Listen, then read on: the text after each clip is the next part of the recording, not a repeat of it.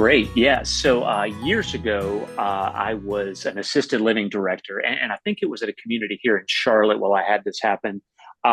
This is just one of those stories that just, I hope to not get teared up on your podcast telling it to you because one of those stories, whenever I think about it, it's just, so emotional. I've been in the senior living field for about 20 years now. And for the first 12 years of my career, I was an assisted living director. Well, as a director, I was very hands-on. I kind of had my door always open to staff, to residents, and to my chagrin, sometimes vendors, hey, Jamie, you got a minute? So I'm very aware of that now in terms of how I market myself. But this one instance I wanted to share with you, hospice, ironically, where we work today. Hospice is such a wonderful organization. I had a daughter who I knew her dad was transitioning, and hospice was involved. And so I was actually up in his apartment with his daughter. And it was very quiet, very peaceful. The hospice nurse was there, and the daughter and I were talking, and we knew his passing would be at any moment. And so she had this music, this kind of ballroom dancing kind of music in the background going.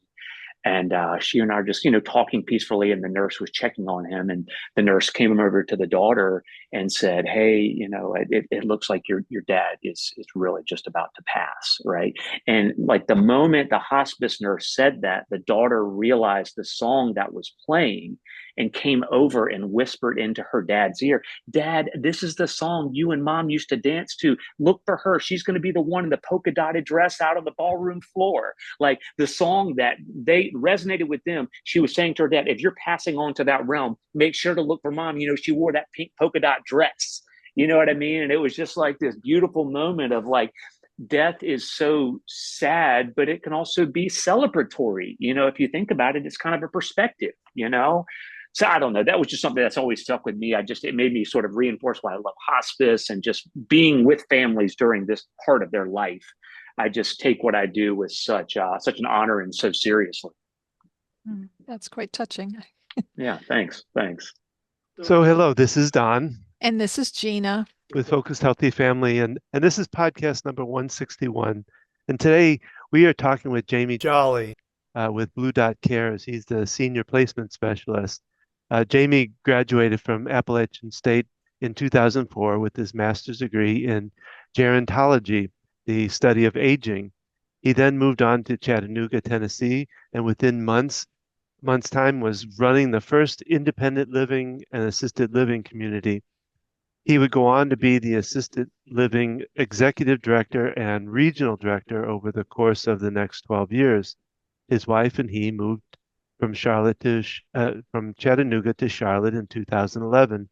In 2016, he decided to get out of the executive director role and join the senior placement and resource team with Care Patrol here in Charlotte. He worked with Care Patrol until 2022 and then joined the team with Blue Dot Cares. Mm-hmm. He truly enjoys helping families and their loved ones navigate the sometimes difficult process of aging and finding the best and most available resources. And Jamie, welcome. We're really glad to have you here. I coming to meet you and just I see your excitement in what you do, and I think it's so wonderful. And so anyway, thank you for being here. Thank you for having me. As I mentioned to you this morning, I love podcasts. So any opportunity to be on one, I think is fantastic. And it seems like, Blue Care does so much. So maybe talk a little bit about what you do and how you do it with Blue Care, and then we can go a little bit more into it. Yeah. So Blue Dot Cares, we started, I think it was in about 2002 as a durable medical equipment company. We're a local Charlotte owned and operated company. Bill Lackey was talking about franchises today. I don't know if you heard him when he was mentioning that. We are a franchise in the sense that I think that we have an office in Ohio, but that is a friend of our owner, Kevin. So I think there's one other Blue Dot. So we're really just a small company. We started as a durable medical equipment company and then sold off that part of the business. I think maybe in 2015 to like Rotec, for example, is like an oxygen company, but they kept the Blue Dot name, which is a little bit confusing. So sold off that medical equipment side and then focused primarily on the caregiving side, the home care side. And Blue Dot did that. We still do that. That's still the predominant part of our business. And then in 2021 or 2022, we added the component of what I do.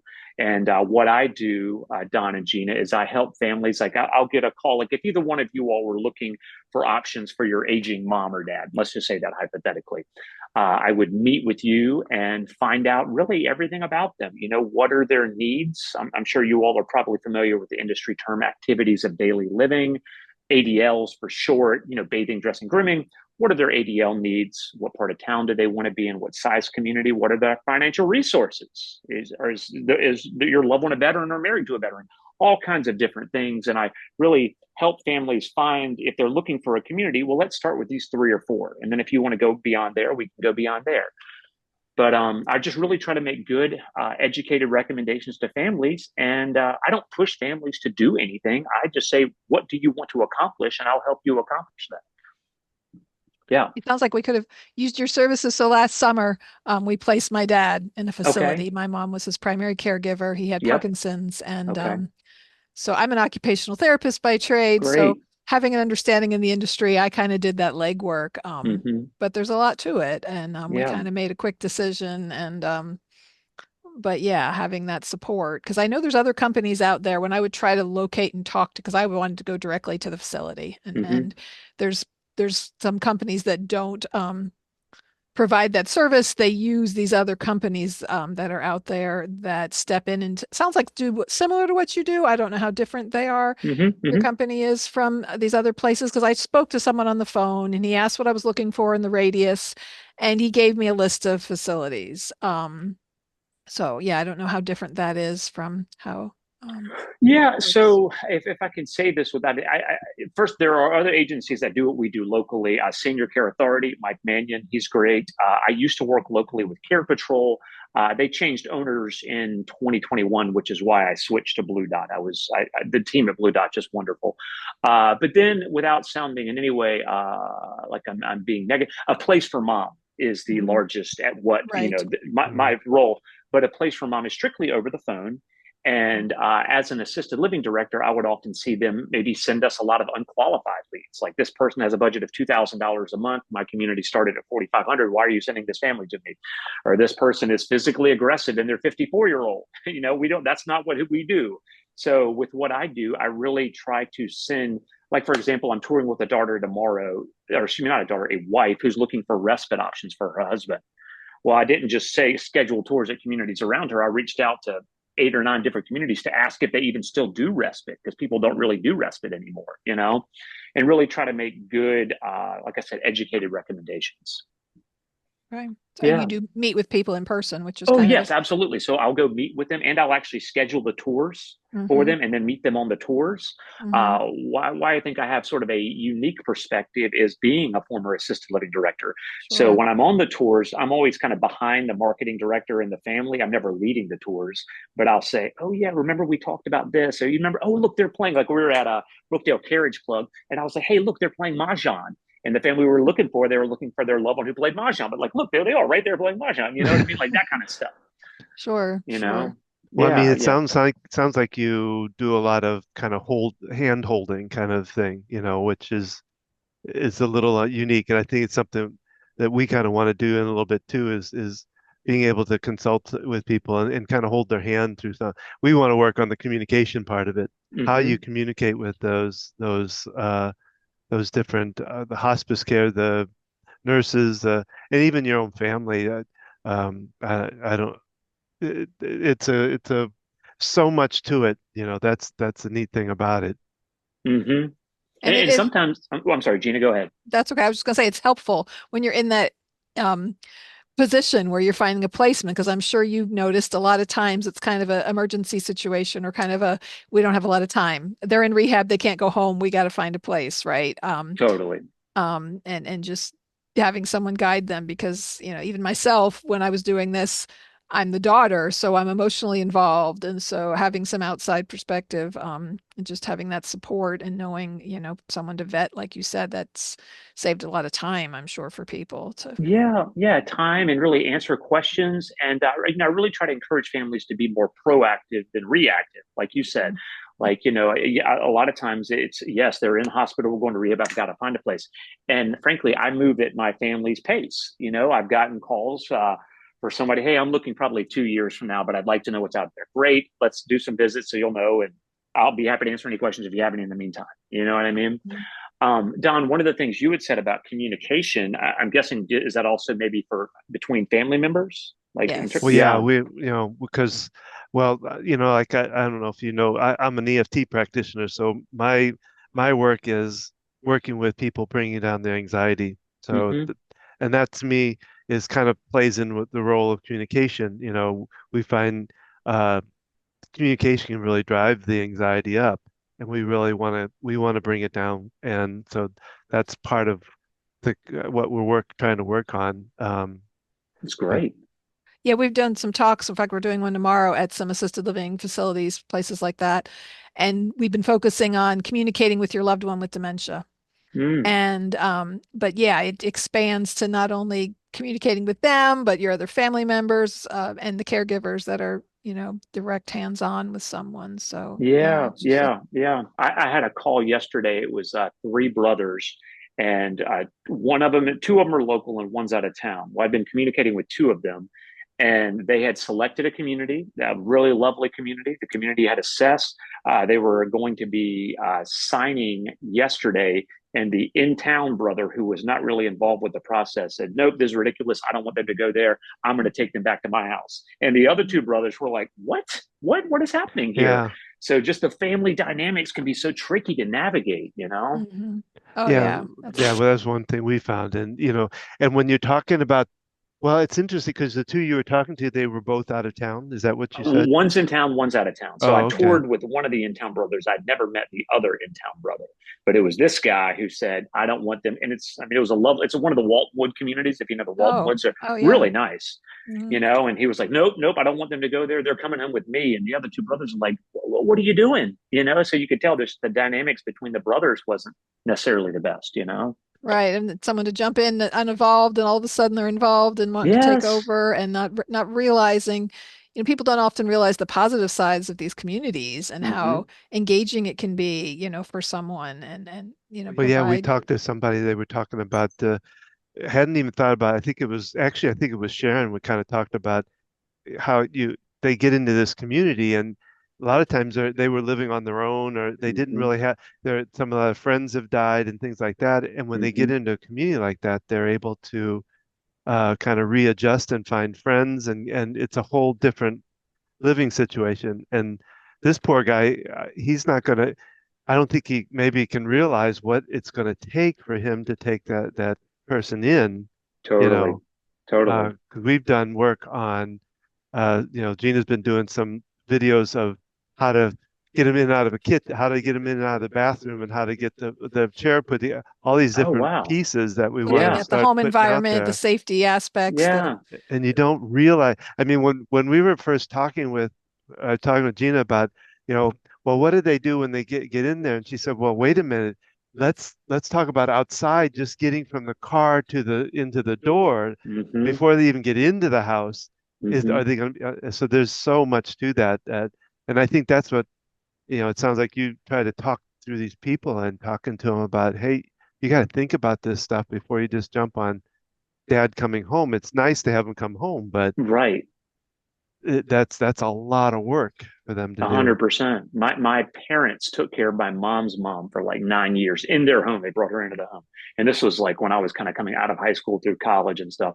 And I mean, I can vividly remember my dad just being just so distraught, just so stressful, and he was like, for me, when I had to bathe my mother-in-law, that was a little bit too much for me. It sounds like such a loving gesture, but you're giving so much of yourself. You know what I mean? And one thing I really try to encourage, either daughters or spouses, whoever the decision maker is, as we're trying to care for their person who has needs, is like if it's a wife, yes, it's so noble that of course you're going to take care of your husband, but you also have to protect yourself. I mean, like we Mhm. are all human and we have one life. And if you just give so much of yourself to one person, your health's going to get worn down mentally, physically, your finances. I mean, there's so many, you have to consider the other person as well, you know? And that's the biggest reason we moved my dad.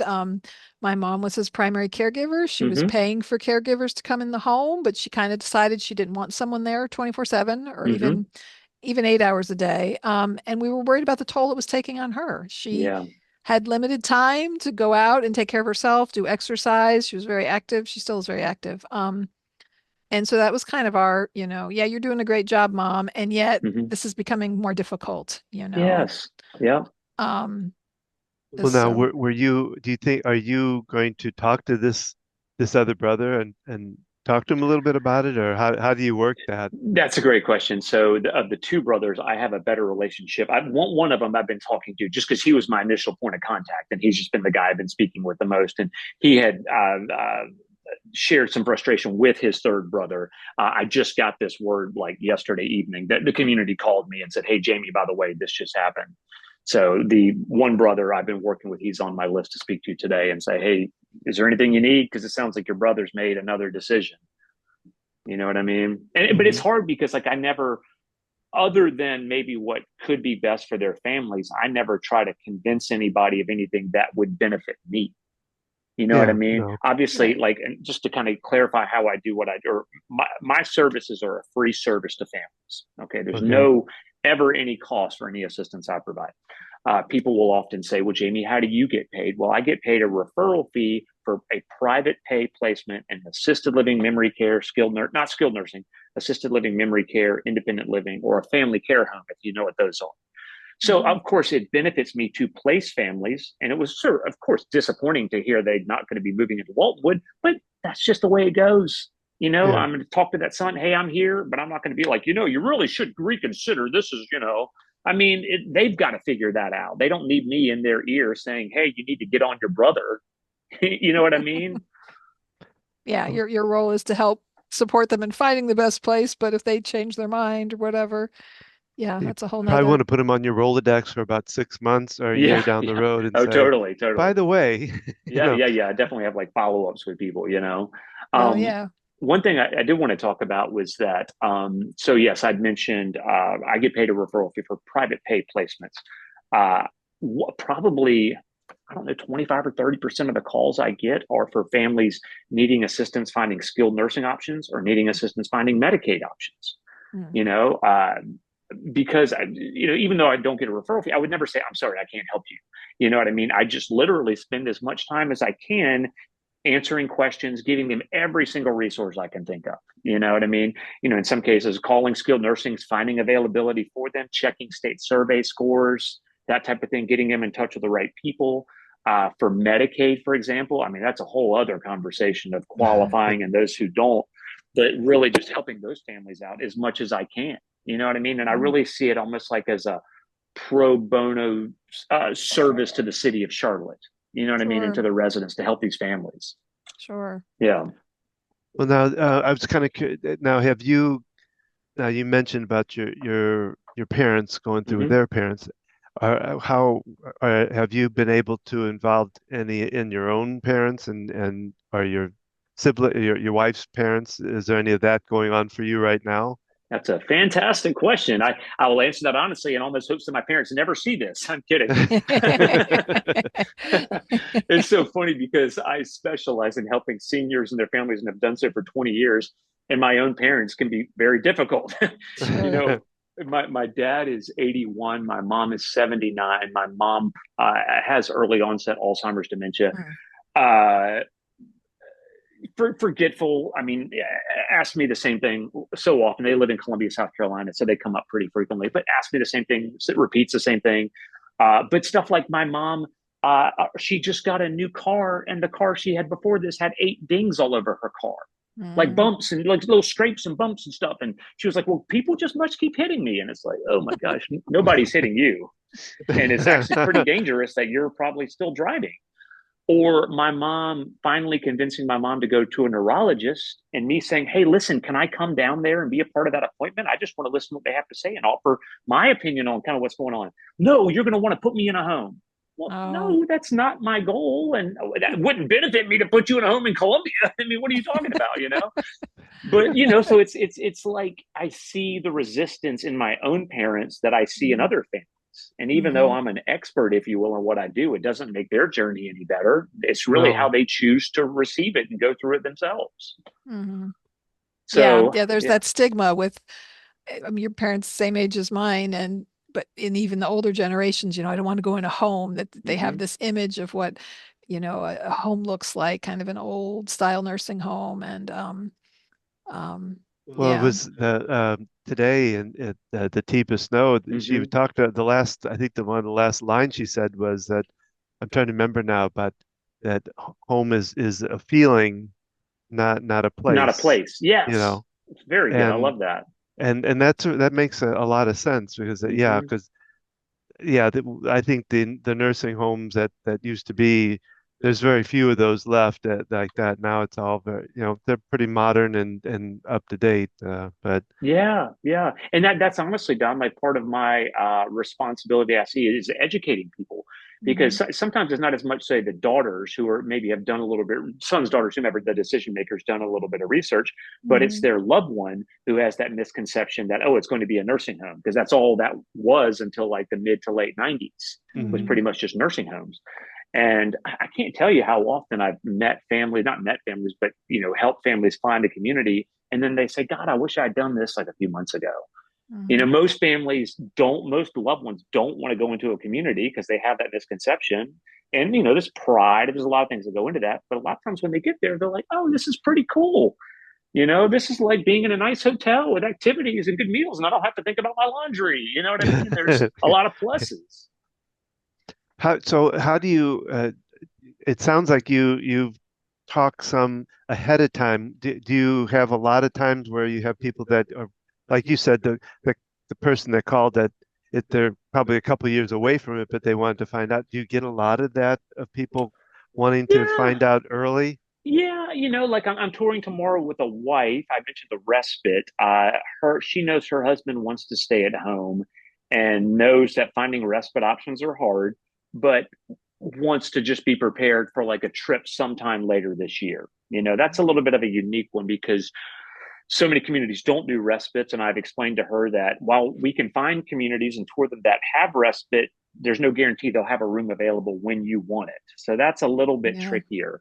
Mhm. I do get a lot of calls for families who are looking within the next month or two. You know what I mean? It again kind of goes back to that thing where they don't want to have to do it, but they can see the writing on the wall and know they should.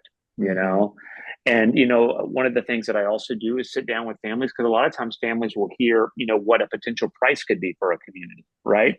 And I say, yeah, that is a lot of money, but let's sit down and like it's a simple exercise. Be like, okay, so what's your mom or whomever's monthly income? Okay, what are their assets? Do they own their home? All these kind of financial questions, and they're looking at a ballpark level of care between $5,000 and $7,000. Well, if you do that, times 12 months or divide, their assets, their complete financial picture by that monthly rate, they could maybe afford that for 4.5 years. Mhm. And you know what? Your mom's 89 years old. There's no telling how long any of us will live, but that she could afford it for about 4.5 years. So it's kind of helping them kind of plan down the road a little bit as well and not get that sticker shock of, oh my God, it's so much money. Mhm. I don't know if that kind of answers your question, but yeah, I get kind of the whole gamut of looking now and looking in the future. Yeah, I know the other challenges we rent, is the bed availability. Mm-hmm. And there's such a demand right now, and having the facilities having openings, that it Totally. puts a little bit of a pressure in the situation. So I imagine that's a bit of a juggling act for you. Someone might have a place they love, but there's no open apartments or rooms or. Absolutely. Like let's take the Huntersville, Mooresville area. There's the Laurels and Havens Highland Creek. That's in Highland Creek. There's basically three assisted living and memory care communities in Huntersville and three in Mooresville. Four of those six combined typically stay full, like typically stay full with a waiting list. Mhm. So it's like, well, if you have somebody looking immediately, I mean, the other two options aren't necessarily bad options. At least one of them is a pretty good option, but just hasn't stayed full all the time. But hey, do we need to look at Salisbury, Concord, Statesville? And I tell families, as wide of a net as you want to cast, that'll just give us more options. Mhm. You know what I mean? Well, but then that probably adds in, then they got the driving and to take care, that adds probably quite a bit to it if they have to go so many, like instead of going to Statesville, you go to Concord or go to Yeah. Salisbury up in our area, that's a long drive for somebody. I know with her mom, she's having degenerate some eye degeneration, and having to travel that much would be tough Hmm. for her. So, Yeah, Yeah, when we yeah. found a place for my dad, it was like, okay, we need something here. The whole point, we had just moved here. I want to be able to go visit my dad every day. Hmm. And because of whoever I was talking to at one of those companies, it's like, no, we're not going to Concord. We're not. Yeah, The yeah, whole yeah. point of him being close is my mom's going to move in a community down the road. And, Yep, sometimes that convenience is more important. And yeah, totally. looking at those factors that matter, right? Sometimes, they're not going to be around very much. The family is really busy or whatever, Hmm. versus just wanting something that where the distance is what's most important. Totally. And even conversely, I've seen it where you have like a daughter or a whomever, a responsible party that feels such pressure to be there every day. And they've said, well, gosh, but it's almost like a self-induced pressure. The Yeah, situation might not dictate the need for them to be there, but they feel like they have to be there every day. sure. And it's like, well, you know what? If you're happy about the community and they're 30 minutes away, maybe that'll give you a bit more of your life back. Right, You know what I right. mean? Not I'm having not to. saying that's always the case, but it's kind of No, like but two sides. that's a good point. Yeah, Yeah. because it is, yeah, when you are that close, that demand of, to be able to come more often. So yeah, sometimes a little bit of distance is Hmm. Are you all beneficial. familiar with the family care home model? Do y'all know anything about that? not really. I don't. No, you I might a mean, little bit. I've seen some places where people in home family care, because I know that was one place came up on the radar for my dad, but Hmm. I mean, I guess go into that a little bit more for our listeners, especially. Yeah, yeah. I just think it's a really neat model. What it is, it's a six-person residential type setting. It's almost always in a ranch style house, one level. They're regulated, operated just like an assisted living or memory care. You can go on the state website, you can check their state survey scores, any deficiencies, but they run at minimum a 1 to 6 staff to resident ratio, which is better than just about any memory care out there, and probably as good, if not better, than a lot of skilled nursings. And in some cases, they'll run a 1 to 3 staff to resident ratio. Some people just aren't familiar with that model. And I think, like, I don't think of every community as an option for every person, right? So, like a family care home, maybe it's somebody who is a big fall risk, right? And leaving them alone in their apartment is a real big concern. Well, if they're going to be within feet of in a model that has a 1 to 6 staff to resident ratio, that might help reduce their falls, right? Or maybe it's a situation where socialization, like big parties and outings, aren't really their concern, but it's more like, let's make sure that mom is bathing regularly and eating, that you're monitoring her meal intake. I think of the family care homes being more about the importance of care than like the hospitality side. Hmm. Mm. And there are some really good options in the greater Charlotte area. There are some in the like Denver Cornelius area that are about like 7,000 a month, and then there are some where I'm sitting here right now in Charlotte that are 13,000 a month. And so it just really depends on what you're looking for. It's just something that I don't think is a widely known entity, but I think can Sure. work for a lot of families. Yeah, and you touch on something there because not everybody wants to be a joiner and somewhere where there's a whole lot of Sure. people going on. So it's a more of a home environment.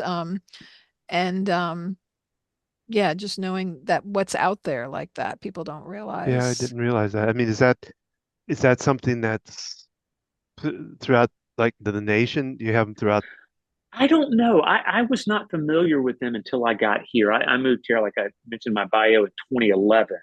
And that's when I started to become more familiar with them. I had just, maybe they exist. Because I mentioned being a regional director. I worked as an executive director, like a traveling in like Arkansas, Tennessee, Pennsylvania, all over, a few different locations of Tennessee. But I just never remembered hearing about the family care anywhere else. And then I got here and it's like a pretty prevalent model. And Mm. there's people there. I just spoke to a nurse last week who's opening up two communities, one in Huntersville, one in Morrisville. So I think you'll start seeing them pop up more often. Huh, that's interesting. It's You know, nice to have, yeah, lots of options for people and just, I mean, my mind goes back to, yeah, I'm sure it's much better. I'm thinking that an old house with a couple people living in it, kind of thing. So I hope it's a lot better than that. I would think it would be if you oh checked yeah, it out. But um, yeah. so You've been in the community in the healthcare community for a long time. Hmm. It really helped. I would imagine helps you be able to be right there with them, like you say, holding hands with them, taking them through that, being able Hmm. to use your experience of knowing these inside and out of these different locations. I would Yep. think anyway. Yeah. Um, I take it that that helps you a lot compared. Are competitors the same way, or are they do they have do they just based on theory versus really knowing what they're doing? That's a great question. I mean, I can't speak for a place for mom, and I used to work with Care Patrol, so I know two of their associates. And again, there's a senior care authority, Mike Mannion, and his team. I think we all kind of do the same thing the same way in terms of like learning about families. I Care Patrol and I believe Senior Care Authority are also free services to families. Mm-hmm. So I know at least the people that I know that work for those companies, they're good human beings. One thing, and Don, I don't know if you've been in a room where I said this last week at Terabella. One thing I love about this field that we're in is that it's typically made up of good human beings. It's Yeah. typically made up of people who want to help other people. It's not a, I mean, of course, they're like Senior Care Authority and Care Patrol are technically competitors of mine, but I'm not out there going, oh, it's Care Patrol. You know what I mean? It's like I like those people. They're good people, and I just think that in general, people help each other even though they might be competitors. You know what I mean? It's not a Sure. cutthroat field that we're in here. It's meant more to serve than it is to profit. Is really how I look at it. Well, that's the thing about. I think we're they're getting more and more of that. We need that in there right now because, like I say, getting into these into the hospitals and into the hospital, their nursing is being slowly drawn. They don't have as many people coming in, so they're being drawn, and overused a lot of As far as times. the time to spend with And so people we and need Mm-hmm. people outside of it that can help do like like we talked about the communication, being able Mm-hmm. to talk to them and be able to get them. So because they, like I say, I know it's nice to know that there's certain ratios of nurses to the our staff to, yeah. stager, but Mm-hmm. they're all drawn very thin. So we need people in here, like you said, that are good people that are willing to get them set up, understand what's going on, all of that. Mm-hmm. And I mean, it sounds like really what you do. Uh, Yeah, yeah, yeah. And there's, I mean, there's a lot of like entities out there kind of beyond just a community. You know, not everybody wants to go or can afford to go to a community. You know, Mm-hmm. so if I one of the toughest phone calls that frankly I get more often than I would like are families who make over the assisted living or memory care monthly income Medicaid threshold. They make too Mm-hmm. much for Medicaid, but not Mm-hmm. enough to afford most mm, communities. So Yeah. they're in this like if you make $2,000 a month and you need an assisted living, I know one option, and that's in like rural upstate South Carolina. Like there's no $2,000 assisted living community in all of Charlotte. Right. Right. You know, so what do? If you have somebody who's falling or needs bathing assistance, a lot of times people think, oh, well, I'll just go to a nursing home. Well, a nursing home, Medicaid's not going to pay for you to be in a nursing home unless you have a very high level of need. You know, Mm-hmm. that's how they kind of kick it down to memory cares and assisted livings. They want you to qualify there first, and then they'll pay for nursing home level of care. So Sure. oftentimes I'll get a family, dad makes $2,100 a month and he needs bathing, dressing, and medication management assistance. I'm like, oh gosh. If you don't want to consider the one community I know in upstate South Carolina, then I help them formulate a plan. You know, there's it used to be PACE of the Southern Piedmont. It's now called Senior TLC. I don't know if you know about this organization. It's in like no. the Plaza Midwood area. PACE, it used to be, it was called PACE. It's Program for All Inclusive Care of the Elderly, PACE. And it Okay. basically services moderate to lower income seniors. And what the senior, it's now been renamed Senior TLC. It acts as kind of like a day program. Like you have to Okay. financially qualify for it, but Mm-hmm. it acts as a day program where you could go and socialize. They, I think, offer breakfast and lunch. They have a beautician on site. They have activities. They have a doctor that comes in. So it kind of acts as an adult daycare for moderate to lower income seniors. Hmm. You know, there's another Michelle Allgood opened up Gracious Living Adult Daycare. She has one in Pineville and in Huntersville. I want to say they are less than $100 a day. So that provides for a daughter or a spouse who needs to leave their loved one so they can go live their life a little bit, whether it's work or grocery shopping. It gives them a safe alternative than just leaving them home alone. Sure. In full transparency, like our home care services, for example, most home care companies are between $32 and $36 an hour. We're 34 an hour. Most companies have a 4-hour minimum. So if you do 4 times 34, or what is that, 146, something like that, $146 for a 4-hour visit. I mean, that's not inexpensive, And if another thing, family's like, well, I'll just get round the clock care, right? If you did if I've done the math a bunch, if you do like $34 an hour times 24 hours a day times 30 days in a month, that's about $24,000 a month. You subdivide that out, $12,000 for 12 hours a day, $6,000 for 6 hours a day. That's a lot of money, For people who can afford it and want their loved one at home, that's great. But for those who can't, what do they do? Sure. And that's where I really try to give as much as I can to those folks, because God, it just breaks my heart. Folks that don't know where to turn or aren't aware of Senior TLC or, Michelle Allgood, those types of organizations. Yeah, I talked to someone, they didn't even realize that there was I think it was a program through the veterans, that it was a daycare center that the veteran, it's like, no one ever told me this, that this was out there. And I know from our experience being in the hospital, social workers used to have the time to help educate you and give you, even in, skilled nursing facilities, and they just don't anymore. There's so much other stuff they have to do and take care of that social work part has gone kind of missing. And because that's kind of what you're doing, right? And helping to advocate for them and finding resources out there, because I know there's grants. My mom found grants through the Parkinson's Association to help pay for caregivers, and just knowing what's out there and these options. Like, these daycare centers are great because it can give that peace of mind. Totally, and a little stress relief, But like I have a really good contact at the Mecklenburg DSS office. I'm giving her number out probably more times than she wants. She sent me all the required Medicaid paperwork that I send to families. I have a list of communities that accept Medicaid. I show them how to go on the state website and let's look. Okay, they're a 1-star building. You might want to stay away from them. Let's look at a 3 or 4-star building. So just it's so tough to where do you start and who do you trust? That I'm like, gosh, it's an honor to hopefully be that for you. Well, and where to start and where to begin, but where do you end too? I mean, right. There's so much information to give out that you could go on for quite a long time on stuff. Totally. It's good to know about those resources out there, because there are a lot of people, like you said, that fall in that moderate to low income where they don't qualify for Medicaid.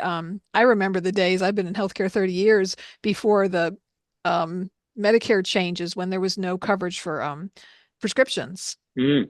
And so many seniors just couldn't afford, they didn't qualify for Medicaid, but they couldn't pay for their prescriptions. And those people are, really probably the ones that struggle the most, because because you can't afford these places for the most part. Right.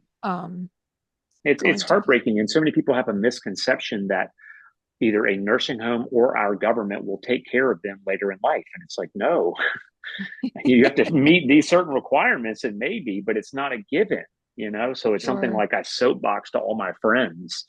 You know what I mean? Like, you make sure you're prepared, make sure you're thinking down the road, and make sure you're staying as healthy as you can, that kind of stuff, Yeah, we talk about having these conversations ahead of time, talking to your loved ones before this is a need, which some people don't like to, I don't want to think about that. I don't want to talk about that. Right. I dealt with this a little bit with my own mother, with my dad. And, I think you might need to look at having a caregiver more regularly. I don't think we're there yet, and just, we don't want to come to that place, and realize that, okay, we could get to that place where we need help, or we can't be by ourselves, or driving is a huge one. Yes, totally. It sounds like you've got that conversation coming pretty soon yourself with your mom somehow. Yes. My mom and my dad has had recent troubles with his knees. And I've had to say to him 3 or 4 times, have you gotten a physical therapist to come in? Your doctor will write you an order if the need is there. Get physical therapy to come into your, I will. And it's like, why are you kicking the can down the road, man? You know what I mean? You got to get on this. Well, and you think about a knee and driving, if are they going to be able, that's what Gina has to assess a lot of times with people is, can they make that change? Can they still steer the car? Can they do, all that kind of stuff has to be thought of. But yeah, Hmm. you've got that conversation coming. We've been through it a little bit. Well, my dad was just obsessed with driving, and when his dementia got, it was mild and he had more awareness. And then Hmm. as it progressed, he couldn't see his deficits. He's like, I've been driving longer than you have. I'm a good driver.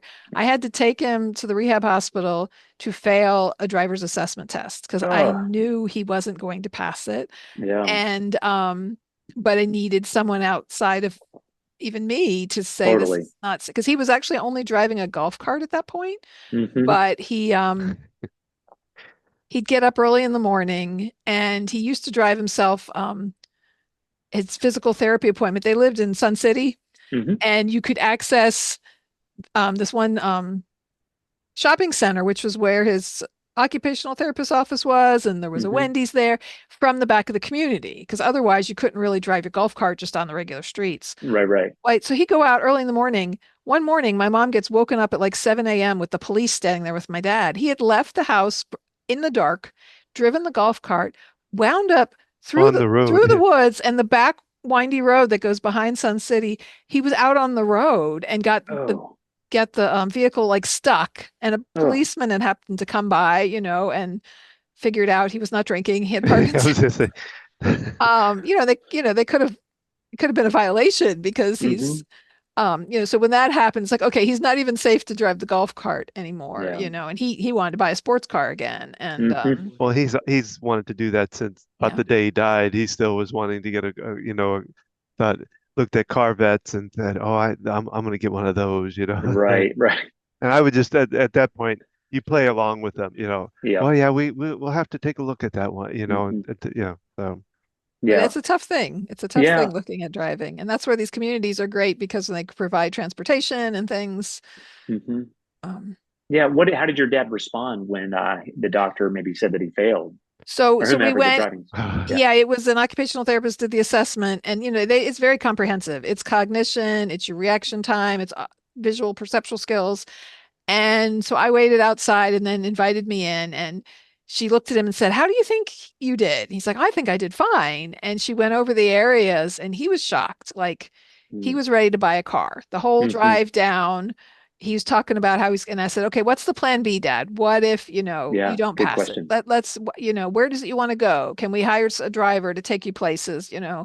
And he was just shocked. And then he fixated on the cognitive questions. And she asked me what day it was, and he just fixated on this one section of the tests. And he was also like, so he was an engineer, and then he was a financial planner and would have to pass tests. And he's like, I didn't have enough Hmm. time to study for this test. And, Yeah. Yeah.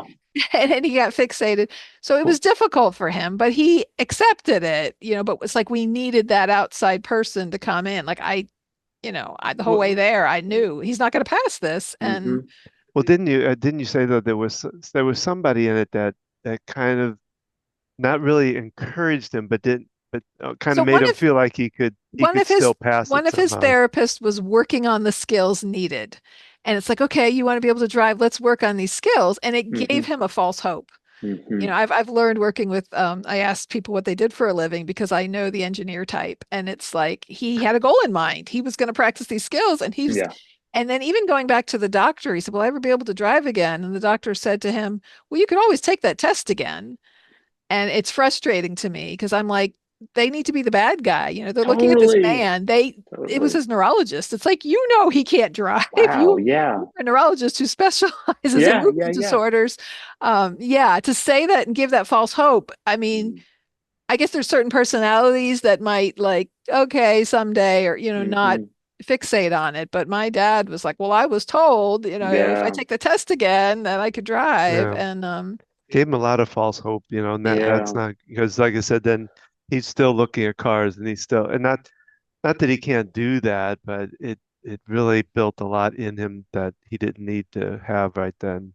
yeah, I No, had to I kind of hear talk you. with this therapist about that to be like, okay, you're talking about doing this, but you don't understand that my dad's Hmm. realistic and he's looking at this, even though he has dementia, he thinks he can practice and everyone tells me I'm doing great. It's like, well, you're doing great for someone with Parkinson's, but it doesn't Right. mean you're doing great enough to To to keep safely driving. drive a car Yeah. anymore. You said a couple of things there that resonated with me. My mom, when she went to her neurologist, I'm sure you know what a mini mental is. They ask you a Yes. number Oh of yeah. questions. Well, one of the questions they say is, "Hey, I'm going to say like 4 words, and I'm going to ask some more questions." So when she took the mini mental, she did well. But my dad said that when they said, ball, guitar, light, so and so. While she was doing the other question, she was going ball, guitar, light, so and so, ball, guitar. She kept repeating the words so she wouldn't forget the words. That's like, no, it's not. You're not supposed to sort of game the test. You're supposed to organically try to remember. But another thing you said is trying to make the doctor or the medical professional the bad guy. You know what I Mhm. mean? Helping to remove the daughter or the wife from being the one saying, we really think you need to go to a community. Having somebody Right. else say, we need to, we should, it's safer if we take away your keys, you And know? yeah, and because they need to step in and do that because they don't realize the pressure on the family and they're the ones who Mm-hmm. have to live with these people and that yeah, I know I went to school in Pennsylvania and I worked at a rehab facility and worked with brain injury patients and I think there were different regulations there as far as if someone had a stroke or a brain Mm-hmm. injury that in order to go back to driving. And I moved to North Carolina, I'm like, there's no regulations. Someone, because I worked in the rehab hospital in Charlotte and Mm-hmm. someone has a car accident and they recover from the brain injury and they can just go back on the road. And Well, you actually had a race car driver that shouldn't been back on the road, but they gave him his driving license back. I can't remember who it was yeah, at the time, but one of Wow. the big race car drivers that came into the facility, and there was no Yeah. way he could drive, but they didn't stop him. but Yeah. yeah, just kind of Yeah. those Wow. regulations not being in place. And it's Mm-hmm. like, we need to look at these things. We they don't realize seniors actually can cause more accidents than teenagers, No, I and know. and it for their safety and safety of others. Yeah, So, I'm not proud that my mom has dings on her car. I mean, it's like But she's not the only one. I It's know, but I just can't believe. I mean, they literally just bought her a new Volvo SUV. Like, I'm like, Dad, what are you doing? Let her keep the other car that had the dings on it. Why is she dinging up a new car? So yes, it's very well, frustrating. hopefully maybe she will be hearing this. Maybe us two can talk her through it, and get her out of it. We it's a Right. need the tough Yeah. Right. expert. thing. Right. It's a tough thing though. Yeah. But My yeah, sister. I'm sorry. What were you gonna say, Gina? no, go ahead. Go I was ahead. going to say my sister is a licensed clinical social worker, and she has a marriage and family counseling practice. So Hmm. we're both in like a helping profession and want to support them, but we're both like, what is going on with mom and dad? What are we doing wrong? Yeah. So yeah. It's tough because you're emotional about it and it's hard Mm-hmm. to step back and be removed. Well, especially if they tell you, well, I've been driving longer than you have, kind of thing Yes. but we'll Yeah. leave that for you to handle. Thanks. Yes. Yes. Maybe they could be on your podcast. Yes. Yeah. Well, yeah, if they want to, that's fine. Well, But I'm seeing a lot of seniors in rehab who are in car accidents, and maybe it's not Mm-hmm. always their fault, but Right. Right. it's one thing to be 40 and to be in a car accident, but to be 75 or 80 and break Yep. your leg, the recovery can be a whole lot harder. And I know I used to appeal to my dad as far as the safety of other people, you Mm-hmm. know. yeah, Yeah. that Yeah. that Yeah. That's good. Good point. And the yeah, other that thing that I is. tried to he had back surgery, he had spinal Uh-huh. stenosis, and so he had numbness in his legs. And I tried to focus on the physical aspects versus his cognition. Like, Mm-hmm. what if your legs go numb, Dad? It's, just because that's a little easier for someone to deal with than, your But yeah, your it's a brain's not cognitive working and issue, you're or you're Right. not or able Right. to your memory's not good anymore because that they're going to fight. They're going to it's That's hard to fun. I've never thought about that before. Like people being less defensive about physical ailments versus their mental ailments. You know what I mean? yeah. You might get more defensive. Like, no, I'm sharp. What are you talking about? But oh yeah, you're right. right. My leg might give out. Right. And Yeah. just thinking about, well, and what if someone, what if, kids running out in the road, and you can't Mm-hmm. react in time, if something, the unexpected. It's like, yeah, you Right. can get on the road and drive if there's no cars.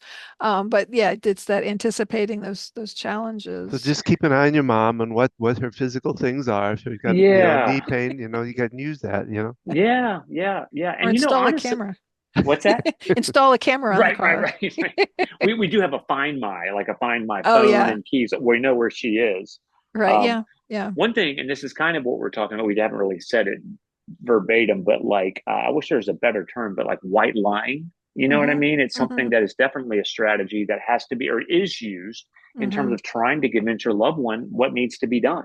Sure. Yeah, You I know? don't think there's, I think there's, I think there's someone, is it TIPA? Somebody has a term for that. And yeah, it's just kind of I think you have to. I mean, we've dealt with it even with some cognitive issues too, that, and it's not, if you're not hurting them by it, but right. helping them, I think it's nothing wrong with that, I don't think. Yeah. Sure. Yeah, because and it all depends on the person and like their personality. That's, I ask what people do for a living and I can pick out the engineers pretty quickly Hmm. and just understanding how they like the information. Like some people want Yep. everything explained to them, some people are not, interested in all that and just that dynamic makes such a difference in how to approach people for Yeah. conversations like Yeah. this. One question that I will ask, a decision maker, like a daughter or wife, whomever, is, what would you like to see for your loved one? Like, what is your personal Yeah, goal? You know what I mean? yeah, and then yeah, asking that of the senior, what do they like to do, and then Yeah. talking them through it. If it's something that's unreasonable, is Hmm. not uh, disagreeing with it, but just kind of, okay, so you want to see that, and then get into other things that, to get away from it if it's not, Hmm. if it's something beyond, they're asking for to move to Aruba or something, Right. Right. you're not Well, going to do that, but they can as they an can ex sure dream of it. sure. Hmm. Hmm.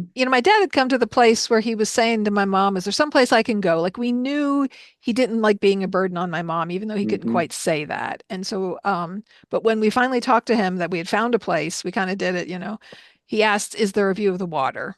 And that's one Mm. thing I hadn't thought about, that's something that he would want, that was important to him.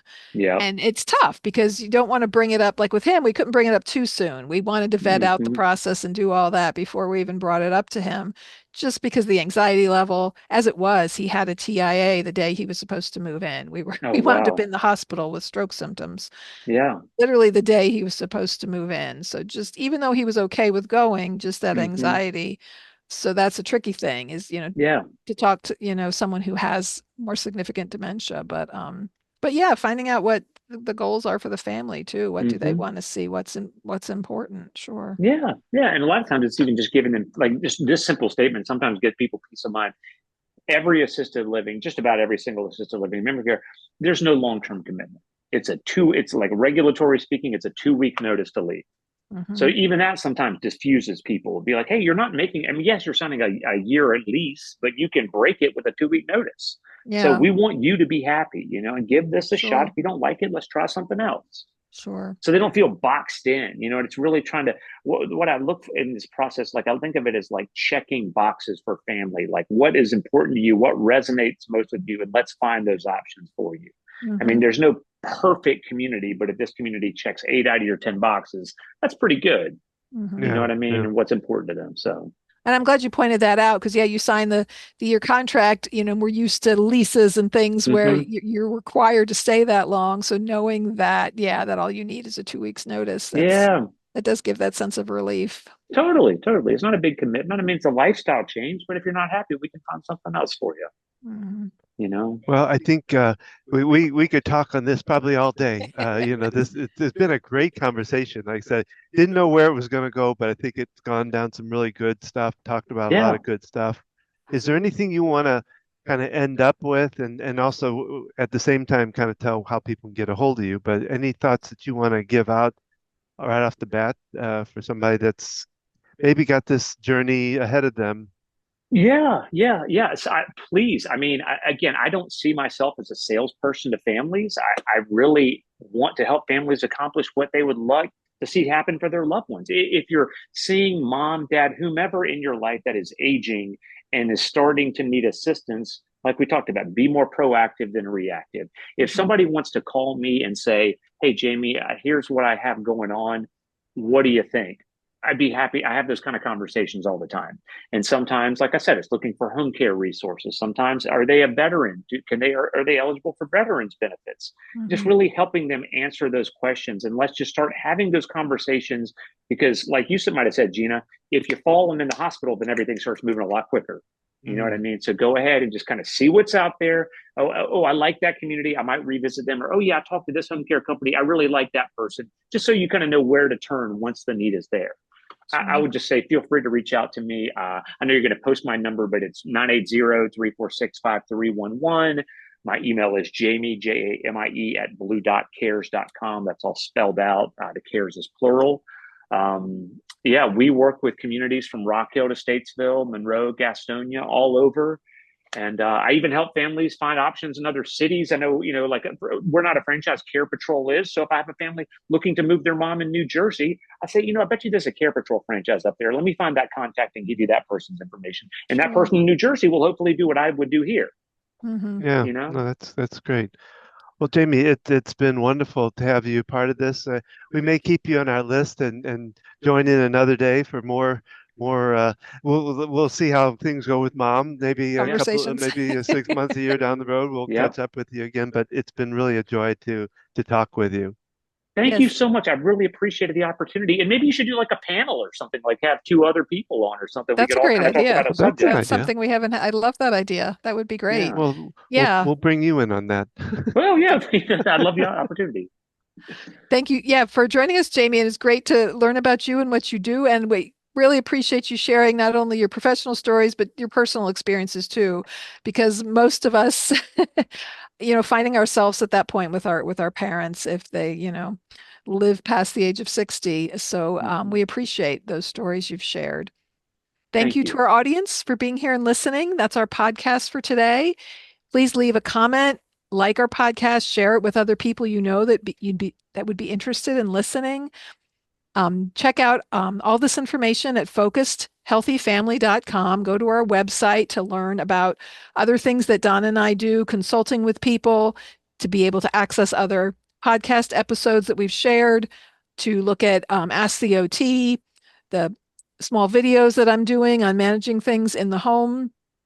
And remember, you can find us on Facebook at Focused Healthy Family, Instagram, Focused Healthy Family 1, and YouTube. Again, these are streamed on YouTube as well as anywhere you listen to a podcast.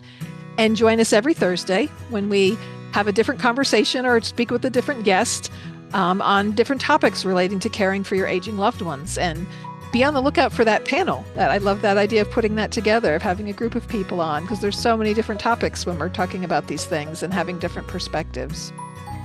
And remember, how you speak to your children and your loved ones today shapes their future and yours.